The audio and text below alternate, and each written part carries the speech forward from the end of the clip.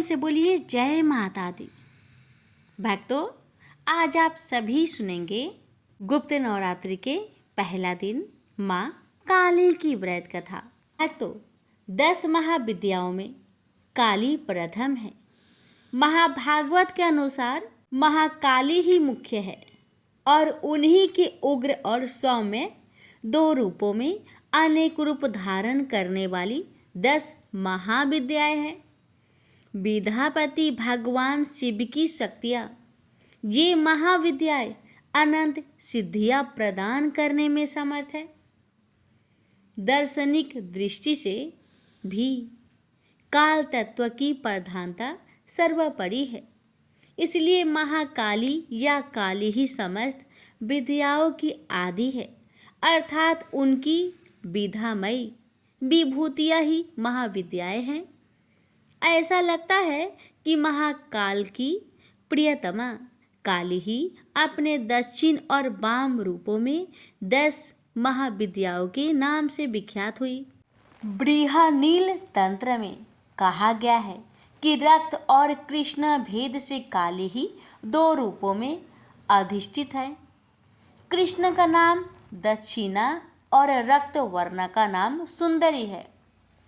कालिका पुराण में कथा आती है कि एक बार हिमालय पर अवस्थित मतंग मुनि के आश्रम में जाकर देवताओं ने महामाया की स्तुति की। स्तुति से प्रसन्न होकर मतंग वनिता के रूप में भगवती ने देवताओं को दर्शन दिया और पूछा कि तुम लोग किसकी स्तुति कर रहे हो। उसी समय देवी के शरीर से काले पहाड़ के समान वर्ण वाली एक और दिव्य नारी का प्रकट हुआ। उस महातेजस्वी ने स्वयं ही देवताओं की ओर से उत्तर दिया कि ये लोग मेरा ही स्तवन कर रहे हैं। वे काजल के समान कृष्णा थी, इसलिए उनका नाम काली पड़ा। दुर्गा सप्तशती के अनुसार एक बार शुभ निशुंभ अत्याचार से व्यथित होकर देवताओं ने हिमालय पर जाकर देवी सूक्त से देवी की स्तुति की। तब गौरी की देह से कोशिका की प्रकट हुआ। कोशिका के अलग होते ही अम्बा पार्वती का स्वरूप कृष्ण हो गया, जो काली नाम से विख्यात हुई। काली को नील रूपा होने के कारण तारा भी कहते हैं। नारद पंचरात्र के अनुसार एक बार काली के मन में आया कि वे पुनः गौरी हो जाए। यह सोचकर वे अंतर ध्यान हो गई। शिव जी ने नारद जी से उनका पता पूछा। नारद जी ने उनसे सुमेरु के उत्तर में देवी के प्रत्यक्ष उपस्थित होने की बात कही। शिव जी की प्रेरणा से नारद जी वहां गए। उन्होंने देवी से शिव जी के साथ विवाह का प्रस्ताव रखा। प्रस्ताव सुनकर देवी क्रोध हो गई और उनकी देह से एक अन्य षोडशी विग्रह प्रकट हुआ और उससे छाया विग्रह त्रिपुर भैरवी का प्रकट हुआ। काली की उपासना में संप्रदायगत भेद है। प्राय 2 रूपों में इनकी उपासना का प्रचलन है। भाव बंधन मोचन में काली की उपासना सर्वोत्कृष्ट कही गई है। शक्ति साधन के 2 पीठों में काली की उपासना श्याम पीठ पर करने योग्य है। भक्ति मार्ग में तो किसी भी रूप में उन महामाया की उपासना फलप्रदा है, पर सिद्धि के लिए उनकी उपासना वीर भाव से की जाती है। साधना के द्वारा जब अहंता, ममता और भेद बुद्धि का नाश होकर साधक में पूर्ण शिशु तत्व का उदय हो जाता है, तब काली का श्री विग्रह साधक के समक्ष प्रकट हो जाता है। उस समय भगवती काली की छवि अवर्णनीय होती है। कज्जल के पहाड़ के समान दिग्वसना, मुक्त कुंतला, स्व पर आरूढ़ मुंड माला धारिणी भगवती काली का प्रत्यक्ष दर्शन साधक को कृतार्थ कर देता है। तांत्रिक मार्ग में यद्यपि काली की उपासना दीक्षा गम्य है, तथापि अनन्य शरणागति के द्वारा उनकी कृपा किसी को भी प्राप्त हो सकती है। मूर्ति मंत्र अथवा गुरु द्वारा उपदिष्ट किसी भी आधार पर भक्ति भाव से मंत्र जप, पूजा, होम और पुरस्सरण करने से भगवती काली प्रसन्न हो जाती है। उनकी प्रसन्नता से साधक को सहज ही संपूर्ण अभिष्टों की प्राप्ति हो जाती है। प्रेम से बोलिए माँ काली की जय। भक्तों, माँ काली की दिव्य चरित्र और महिमा का रसपान करने के बाद हम अब आगे बढ़ेंगे उस अमृतमय ग्रंथ की ओर जो हमें धर्म, ज्ञान और भक्ति के गूढ़ रहस्य में ले जाता है। यह वह पवित्र कथा है जो साधक के हृदय में श्रद्धा और समर्पण का दीप प्रज्वलित करती है। तो आइए माँ जगदम्बा के चरणों में अपना शीश नवाएं और भावपूर्ण चित्त से उस अमर कथा का श्रवण करें जो हमें जीवन और मुक्ति का संदेश देती है। प्रेम से बोलिए जय माता दी। महाभागवत देवी पुराण पहला अध्याय की पावन कथा। श्री गणेश जी को नमस्कार है। श्री गणेश जी के चरण कमल के परागकण जो देवेंद्र के मस्तक पर विराजमान मंदार पुष्प के परागकणों के समान अरुण वर्ण के हैं, वे विघ्नों के नाश करे। नारायण नरश्रेष्ठ श्री नर भगवती सरस्वती और व्यास जी को नमस्कार करके जय पुराण एवं इतिहास आदि ग्रंथों का पाठ करना चाहिए, जिनकी आराधना करके स्वयं ब्रह्मा जी इस जगत के सृजन करता हुए, भगवान विष्णु पालन करता हुए तथा भगवान शिव संहार करने वाले हुए, योगी जन जिनका ध्यान करते हैं और तत्वार्थ जानने वाले मुनिगण जिन्हें परा मूल प्रकृति कहते हैं, तथा मोक्ष प्रदान करने वाली उन जग जननी भगवती को मैं प्रणाम करती हूँ, जिन्होंने स्वेच्छा से इस जगत की सृष्टि करके तथा स्वयं जन्म लेकर भगवान शिव को पति रूप में प्राप्त किया, और शंभु ने कठोर तपस्या से जिन्हें पत्नी रूप में प्राप्त कर जिनका चरण अपने हृदय पर धारण किया, वे भगवती आप सबकी रक्षा करे। एक बार नेमिष सारण्य में शौनक आदि महर्षियों ने वेद वेताओं में श्रेष्ठ मुनिवर सूत जी से पूछा, महामते, अब आप स्वर्ग तथा मोक्ष का सुख प्रदान करने वाले उस पुराण का वर्णन कीजिए जिसमें भगवती की उत्तम महिमा का अत्यंत विस्तार से वर्णन किया गया है और जिसके यथाविधि श्रवण करने से दिव्य ज्ञान से रहित मनुष्यों में भी नवधा भक्ति उत्पन्न हो जाती है। सूत जी बोले, महाभागवत नामक इस अत्यंत गोपनीय पुराण का वर्णन सर्वप्रथम भगवान शिव ने महात्मा नारद के लिए किया था। पूर्व काल में उसे फिर स्वयं भगवान व्यास ने भक्तिनिष्ठ महर्षि जैमिनी के लिए श्रद्धा पूर्वक कहा था, और फिर उसी को मैं आप लोगों से कह रहा हूँ।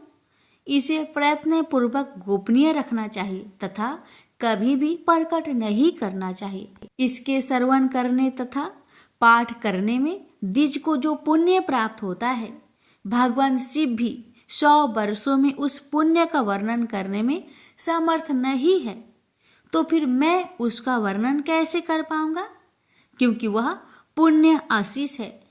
यह सुनकर सभी ऋषिगण विस्मित एवं अत्यंत हर्षित हुए। उन श्रेष्ठ मुनियों ने वेद वेताओं में श्रेष्ठ सूत जी से पुनः कहा। ऋषिगण बोले, मुनिवर, जिस तरह से वह श्रेष्ठ पुराण इस पृथ्वी लोक में प्रकाशित हुआ, आप कृपा करके इसका यथार्थ रूप में वर्णन कीजिए। सूत जी बोले, समस्त धर्म शास्त्रों के वक्ता सभी वेदों में श्रेष्ठ धर्मज्ञ ज्ञान संपन्न महान बुद्धि वाले महामुनि भगवान महर्षि व्यास जी 18 पुराणों की रचना करने पर भी किसी प्रकार से संतुष्ट नहीं हुए। उन्हें चिंता हुई कि यह महापुराण परम श्रेष्ठ है, जिसे पढ़कर दूसरा कुछ भी इस पृथ्वी तल पर नहीं है। भगवती का परम तत्व तथा विस्तृत महात्म्य इसमें विद्यमान है। देवी तत्व से अनभिज्ञ में इसका वर्णन कैसे कर सकूंगा? ऐसा सोचकर उनके मन में बड़ा क्षोभ हुआ।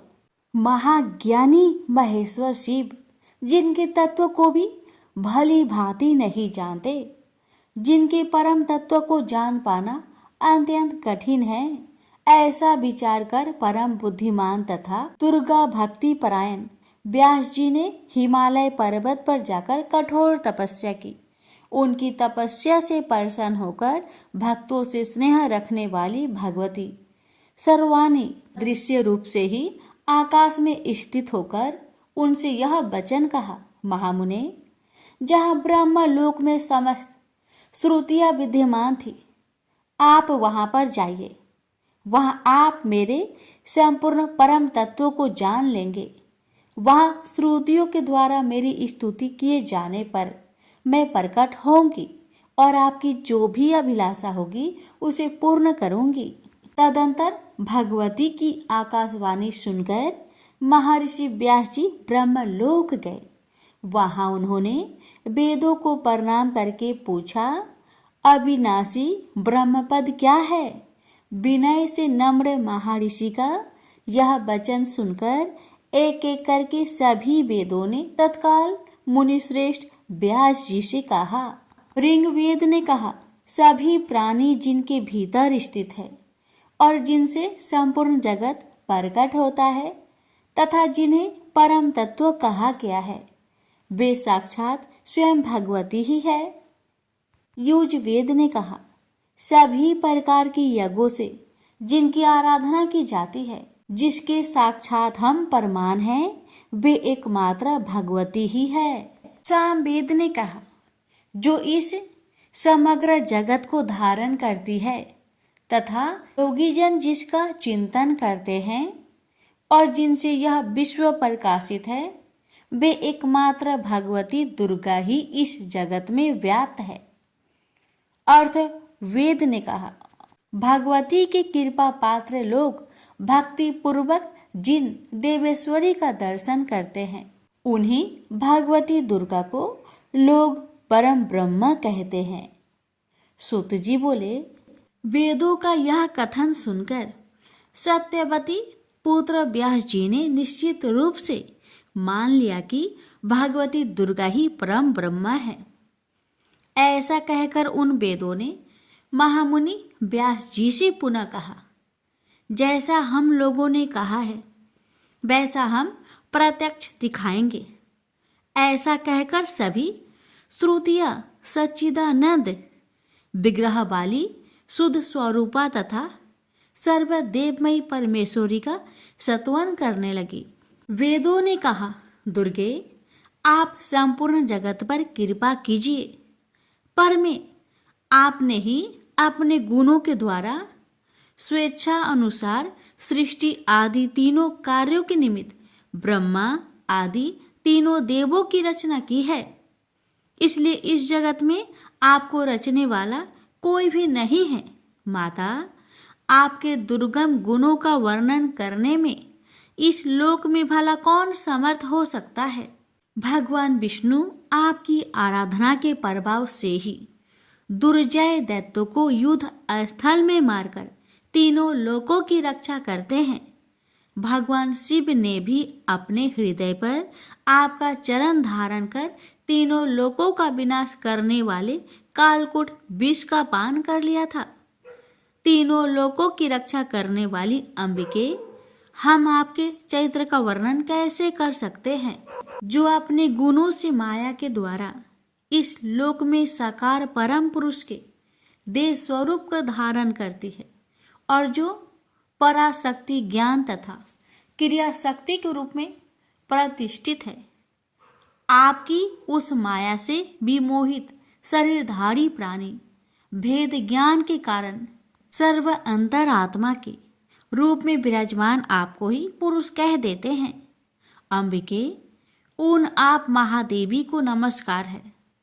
स्त्री पुरुष रूप प्रमुख उपाधि समूहों से रहित जो परम ब्रह्मा है, उसमें जगत सृष्टि के निमित्त सर्वप्रथम सृजन की जो इच्छा हुई वह स्वयं आपकी ही शक्ति से हुई, और वह पराशक्ति भी स्त्री पुरुष रूप दो मूर्तियां में आपकी शक्ति से ही विभक्त हुई है। इस कारण वह पर ब्रह्मा भी मायामयी शक्ति रूप ही है। जिस प्रकार जल से उत्पन्न ओले आदि को देखकर मान्य जनों को यह जल ही है ऐसा ध्रुव निश्चय होता है, उसी प्रकार ब्रह्मा से ही उत्पन्न इस समस्त जगत को देखकर सकात्मक ब्रह्मा ही है ऐसा मन में विचार होता है, और पुनः परात्पर पर ब्रह्मा में जो पुरुष बुद्धि है वो भी शक्ति स्वरूप ही है ऐसा निश्चित होता है। जगदम्बिके देहधारियों के शरीर में स्थित षष्ठ चक्र, मूलाधार चक्र, स्वाधिष्ठान चक्र, मणिपुर चक्र, अनाहट चक्र, विशुद्धाख्य चक्र तथा आज्ञा चक्र में ब्रह्मादि जो 6 विभूतियां सुशोभित होती है, वे प्रलयांत में आपके आश्रय से ही परमेश पद को प्राप्त होती है। इसलिए शिवादि देवों में स्वयं की ईश्वरता नहीं है, अपितु वह तो आप में ही है। देवी एकमात्र आपके चरण कमल ही देवताओं के द्वारा वंदित है। दुर्गे आप हम पर प्रसन्न होइए। सूत जी बोले, इस प्रकार श्रुतियों के द्वारा वेद वचनों से स्तुति की सनातनी जगदम्बा सती ने अपना स्वरूप दिखाया। सभी प्राणियों के भीतर स्थिर रहने वाली उन ज्योति स्वरूपिणी भगवती ने व्यास जी के संचय का नाश करने के लिए इच्छा रूप धारण किया। उनकी आकृति हजारों सूर्य की प्रभा से युक्त थी, करोड़ों चंद्रमाओं की कांति से सुशोभित हो रही थी, हजारों भुजाओं से संपन्न थी, दिव्य शस्त्रों से सुसज्जित थी, दिव्य अलंकारों से शोभ्यमान थी एवं उनके शरीर पर दिव्य गंधों का लेप लगा हुआ था। वे सिंह की पीठ पर विराजमान थी और कभी कभी 100 पर सवार भी दिखाई पड़ती थी। वे भगवती 4 भुजाओं से सुशोभित थी। उनके शरीर की प्रभा नवीन मेघ के समान थी। वे क्षण क्षण में कभी 2, कभी 4, कभी 10, कभी 18, कभी 100 तथा कभी अनंत भुजाओं से युक्त होकर दिव्य रूप धारण कर लेती थी। वे कभी विष्णु रूप में होकर उनके वाम भाग में लक्ष्मी का रूप धारण करके विराजमान दिखाई पड़ती थी, कभी राधा सहित कृष्ण के रूप में हो जाती थी, कभी स्वयं ब्रह्मा का रूप धारण करके उनके वाम भाग में सरस्वती के रूप में दृष्टिगत होती थी, और कभी शिव का रूप धारण कर उनके वाम भाग में गौरी रूप में स्थित हो जाती थी। इस प्रकार उन सर्वव्यापिनी ब्रह्म स्वरूपिणी भगवती ने अनेक प्रकार के रूप धारण कर व्यास जी का संचय दूर किया। सूत जी बोले, इस प्रकार पराशर पुत्र व्यास जी भगवती का दर्शन करके उन्हें परम ब्रह्म के रूप में जानकर जीवन मुक्त हो गए। तदंतर भगवती ने उनकी अभिलाषा जानकर उन्हें चरण तल में स्थित कमल के दर्शन कराए। मुनि व्यास जी ने उस कमल के हजारों दलों में परमाक्षर स्वरूप महाभागवत नामक पुराण को देखा। द्विजो तब सिर झुकाकर स्तुति करते हुए देवी को सादर प्रणाम करके कृतकृत्य होकर वे महर्षि व्यास जी अपने आश्रम चले गए। उन्होंने भगवती के चरणों में स्थित कमल में परमाक्षर स्वरूप पवित्र महाभागवत पुराण का जिस रूप में दर्शन किया था उसी रूप में उसे प्रकाशित किया। उन्होंने अत्यंत स्नेह पूर्वक मुझे वह पुराण सुनाया और मैंने उसे सुना।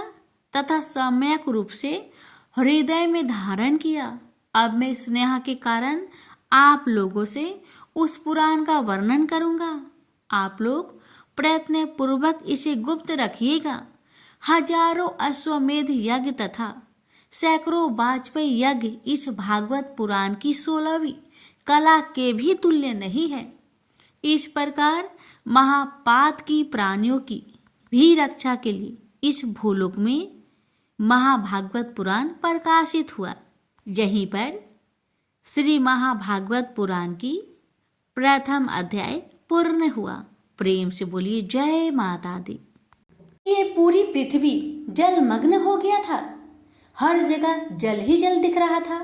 केवल भगवान विष्णु ही अपने शेष नाग के सैया पर सोए हुए थे और उनके कानों के मैल से ही मधु और केटव नाम के 2 राक्षस जन्म लिए। माया अनुसार उस समुद्र में ही वे प्रतापी दैत्य तरुण हो गए।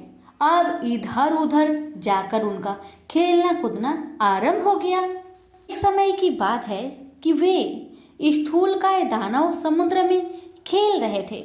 इतने में ही वो दोनों भाई अपने मन में सोचने लगे कि बिना कारण कार्य होना असंभव है। सब जगह यही नियम लागू है।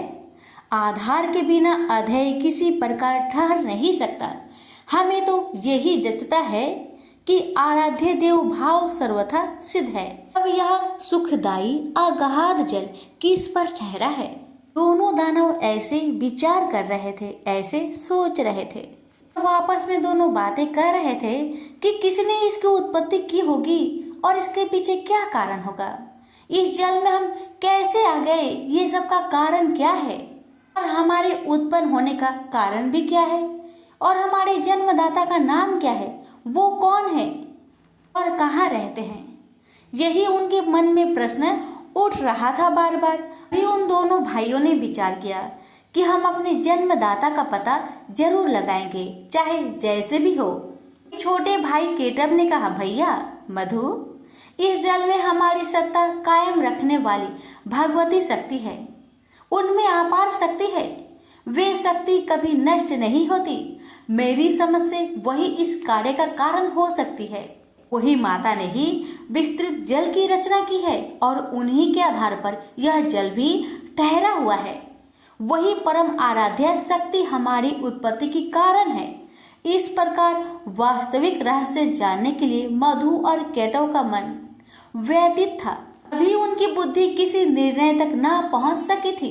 इतने में ही आकाश में गूंजता हुआ सुंदर बागबीज सुनाई पड़ी। सुनकर वे दोनों उनका अभ्यास करने में तत्पर हो गए। तब उस बागबीज की आकृति आकाश में इस प्रकार चमक उठी मानो बिजली कौंध रही हो। फिर तो उन्होंने किया कि यही मंत्र है, इसमें कुछ भी संदेह करने की बात नहीं। ध्यान लगाया तो उसी सगुण मंत्र की झांकी उपलब्ध हुई। अब तो वे उसी मंत्र का ध्यान और जप करने में लग गए। अन्य जल तक छोड़ दिया। मन और इंद्रियों पर उन्होंने विजय प्राप्त कर ली थी। 1000 वर्ष तक उन्होंने कठिन तपस्या की। इन दोनों भाइयों की कठिन तपस्या से माँ शक्ति प्रसन्न हो गई। माता ने उन्हें देखा। वह निश्चल रूप से माँ की तपस्या कर रहे थे। उनकी यह तपस्या को देखकर माँ के मन में कृपा ओट प्राप्त हो गई। तभी आकाशवाणी होने लगी, दैत्यो, तुम्हारी तपस्या से मैं प्रसन्न हूँ। तुम अपना इच्छा अनुसार मुझसे वर मांगो, मैं उसे पूर्ण करूंगी। आकाशवाणी सुनकर मधु और केटव ने कहा, देवी, यदि तुम हम पर प्रसन्न हो तो हमें स्वेच्छा से मृत्यु का वर देने की कृपा करो। इसका मतलब ये हुआ कि दैत्यों ने माता से वरदान मांगा कि माता, जब तक हम खुद ना चाहे तब तक हमारी मृत्यु ना हो। दैत्यों की बातें सुनकर माता ने कहा, दैत्यों, मैं तुम्हें वरदान देती हूँ कि जब तक तुम नहीं चाहोगे तब तक तुम्हें कोई मार नहीं सकेगा। यह अटल है। देवता और दानव किसी से भी तुम पराजित नहीं हो सकोगे। देवी से यह प्रदान पाकर मधु केटव को अभिमान हो गया। अब तो वो समुद्र में ही जलचर जीवों के साथ कीड़ा करने लगे। कुछ समय के पश्चात एक दिन अनायास ही प्रजापति ब्रह्मा जी पर उनकी दृष्टि पड़ी। ब्रह्मा जी कमल के आसन पर विराजमान थे। मधु और केटभ में अपार बल था। ब्रह्मा जी को देखकर उन्हें अपार हर्ष हुआ और उनसे दोनों भाइयों को युद्ध करने की इच्छा हुई। दोनों दैत्यों ने पितामह से बोले, सुब्रत, तुम हमारे साथ युद्ध करो। अगर तुम हमारे साथ लड़ना नहीं चाहते तो इसी समय यहाँ से चले जाओ। हाँ, तुम्हारा इच्छा हो वहीं चले जाओ, क्योंकि जब तुम्हारे अंदर शक्ति ही नहीं है तब इस उत्तम आसन पर बैठने का अधिकार तुम्हारा कहाँ रह गया। मधु और केटभ की बात सुनकर ब्रह्मा जी सोच में पड़ गए। पता नहीं ये दोनों दानव कितने शक्तिशाली है। शत्रु की शक्ति जाने बिना उनसे युद्ध करना ये समझदारी नहीं होती। इसलिए शेष नाग की सैया पर सोए हुए भगवान विष्णु को जगाना चाहिए। वही इन दैत्यों से वर्षों तक युद्ध कर सकते हैं। ये सोचकर ब्रह्मा जी योग निद्रा की स्तुति करने लगे। ब्रह्मा जी की स्तुति से प्रसन्न होकर योग निद्रा भगवान विष्णु जी के शरीर से हटकर एक और खड़ी हो गई।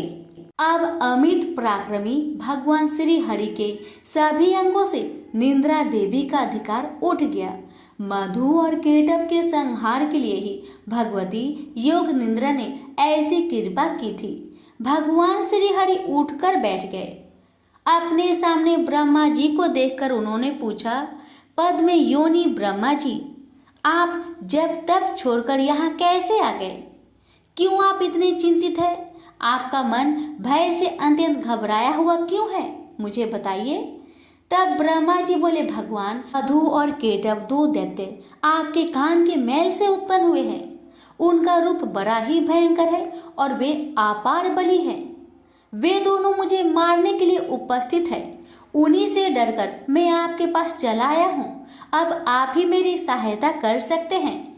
विष्णु जी बोले, ब्रह्मा जी, आप चिंता ना करें। वे मूर्ख अपनी आयु खो चुके हैं। अभी युद्ध करने के लिए मेरे पास आएंगे और निश्चय ही मैं उनका वध कर दूंगा। भगवान विष्णु ब्रह्मा जी से ये सब कह ही रहे थे कि इतने में महाबली दोनों राक्षस मधु और केटभ ब्रह्मा जी को ढूंढते हुए वहां आ पहुंचे। वहां पर हर जगह जल ही जल था। बिना किसी अवलंब के ही निश्चित होकर वे दैत्य खड़े थे। उनके स्वर वाग में अहंकार भरा था। वे ब्रह्मा जी से बोले, भागकर इसके पास चला आया है, क्या ये तुझे बचा सकेगा? युद्ध कर, ये तो देखता ही रहेगा और हम तेरे प्राण हर लेंगे। इसके बाद सर्प के फन पर बैठने वाले इसे भी हम मारेंगे। किंतु पहले अभी तू लड़ ले, या लड़ना नहीं चाहता? अगर तू हमसे नहीं लड़ेगा तो मुझे कह दे कि मैं तुम्हारा दास हूँ, तब मैं तुम्हें छोड़ दूंगा। मधु और केटभ की बात सुनकर भगवान विष्णु ने कहा, दानव श्रेष्ठ, तुम इच्छा पूर्वक मुझसे युद्ध कर लो। तुम बड़े ही बली हो, तुम्हें असीम अभिमान हो गया है। यदि युद्ध करने की अभिलाषा हो तो आ जाओ, मैं तुम्हारा अभिमान दूर कर दूंगा। भगवान विष्णु की बात सुनकर मधु और केटभ की आंखें क्रोध से लाल हो गया। वे बिना किसी सहारे जल में ही खड़े थे, फिर भी श्री हरि से युद्ध करने के लिए तैयार हो गए। मधु कुपित होकर तुरंत ही भगवान से लड़ने के लिए आगे आ गया। अभी केटभ वहीं पर ठहर गया। दो मत वाले पहलवान की भांति भगवान विष्णु और मधु मल्ल युद्ध करने लगे। मधु के थक जाने पर केटभ लड़ने आता, जब केटभ थक जाता तो मधु लड़ने आता। ये दोनों बारी बारी करके भगवान के साथ लड़ने चले आते। मधु और केटभ के साथ भगवान विष्णु लड़ रहे थे। उस समय ब्रह्मा जी और भगवती शक्ति ये दोनों आकाश में खड़े होकर ये दृश्य को देख रहे थे। मधु और केटभ को कोई श्रम नहीं हुआ, लेकिन भगवान विष्णु थक गए थे। जब 5000 वर्षों तक लड़ाई होती रही, तब भगवान श्री हरि मधु और केटभ की मृत्यु के बारे में विचार करने लगे और सोचने लगे, अरे मैंने 5000 वर्षों तक युद्ध किया, फिर भी इन भयंकर दानवों को श्रम तक नहीं हुआ, इन्हें थकान नहीं हुआ और मैं थक गया हूँ। तो बड़ी हैरानी करने वाली बात है, मेरा बल और पराक्रम कहाँ चला गया? ये दानव सदा स्वस्थ ही कैसे रह जाते हैं? कौन सा ऐसा कारण है इस समय उपस्थित हो गया है? भगवान विष्णु को चिंता करते देखकर मधु और केटभ को अपार हर्ष हुआ। तब वे मतवाले दानव मेघ की भांति गंभीर बाने में बोले, विष्णु, यदि तुम में बल नहीं रहा और युद्ध करने से थकान आ गई हो तो मस्तक तक हाथ जोड़कर कह दो कि मैं तुम लोगों का दास बन गया। यदि यह नहीं जचे, अभी कुछ शक्ति शेष रह गई हो तो आओ मुझसे युद्ध करो। तुम्हें तो हम मार ही डालेंगे, साथ ही इस 4 मुख वाले ब्रह्मा के भी प्राण को हर लेंगे। मधु और केटव दोनों राक्षसों की बात सुनकर भगवान ने कहा, जो थक गया हो, डरा हो, जिसके हथियार गिर पड़े हो, स्वयं गिर गया हो, अथवा जो अभी बालक हो, इन पर कभी भी सुरवीर पर हार नहीं करते। यही सनातन का धर्म है। ऐसे भी इस युद्ध में मैंने 5000 वर्ष तक अकेले ही लड़ा हूँ और समान बल वाले तुम दोनों भाई लड़ रहे हो। तुम दोनों समय समय पर जैसे आराम कर लेते हो, वैसे ही मैं भी कुछ आराम करना चाहता हूँ। आराम करने के बाद मैं फिर तुम दोनों से युद्ध करूंगा। इसमें क्या संदेह है? माना तुम दोनों महान मत वाले सूरवीर हो, परंतु कुछ समय तक ठहरो, मुझे भी तो विश्राम कर लेने दो, फिर न्यायपूर्वक युद्ध करेंगे। भगवान विष्णु की बात सुनकर मधु और केटव शांत हो गए। फिर युद्ध होगा, ऐसा निश्चय करके कुछ समय के लिए दूर जाकर खड़े हो गए। चतुर्भुज भगवान विष्णु ने देखा कि मधु और केटव यहाँ से बहुत दूर चले गए हैं। भगवान ने उनकी मृत्यु क्यों नहीं हो रही है, इसका कारण सोचा। बहुत सोच विचार करने पर उन्हें ज्ञात हुआ कि भगवती ने इन्हें वरदान दिया है, ये जब चाहेंगे वही इनकी मृत्यु हो पाएगी, अन्यथा नहीं। ये कारण है कि ये दोनों दानव अभी तक शांत नहीं हो रहे हैं। मैंने व्यर्थ में ही इतनी घोर लड़ाई की, मेरे परिश्रम का कुछ फल भी नहीं मिला। ये कैसे मरेंगे, ये ठीक जाने बिना अब मैं युद्ध करूं भी तो किस प्रकार करूं। दोनों दानव तो वर के प्रभाव से घमंड में चूर हो रहे हैं। बिना युद्ध की ये मरेंगी भी तो कैसे? भगवती वर दे चुकी है, वह उसे टाल नहीं सकती। अतः मैं अब सभी मनोरथ पूर्ण करने वाली उन विद्यामयी शक्ति की शरण में चलूं, क्योंकि अब उनके प्रसन्न हुए बिना कार्य सिद्ध नहीं हो सकता। भगवान विष्णु यह सोच ही रहे थे कि इतने में ही भगवती योग निद्रा ने उन्हें दर्शन दिया। उस समय वे कल्याणमयी देवी आकाश में विराजमान थी। भगवान विष्णु को योग का ज्ञान तो था ही। उन्होंने बड़े ही करुणापूर्ण स्वर में उन रहस्यपूर्ण मधु केटव के संहार होने के लिए भगवती भुवनेश्वरी की स्तुति की। भगवान विष्णु की स्तुति करने पर देवी ने कहा, हे विष्णु, तुम देवताओं के स्वामी हो, आप पुनः युद्ध करने के लिए तत्पर हो जाओ। अब ये दोनों दानव ठग कर मारे जा सकेंगे। मेरी वक्र दृष्टि से ये अवश्य ही मोह में पड़ जाएंगे। माया से ये दोनों मोहित हो जाएंगे। उसी समय तुम शीघ्र ही इन दोनों को मार डालना। भगवती की वाणी सुनकर भगवान विष्णु युद्ध भूमि में आकर खड़े हो गए। वे महाबली दानव बड़े ही विचारशील थे। युद्ध की इच्छा से वो भी सामने उपस्थित हुए। भगवान विष्णु को सामने देखकर उन्हें बड़ा हर्ष हुआ। वे बोले, विष्णु ठहरो, युद्ध करो।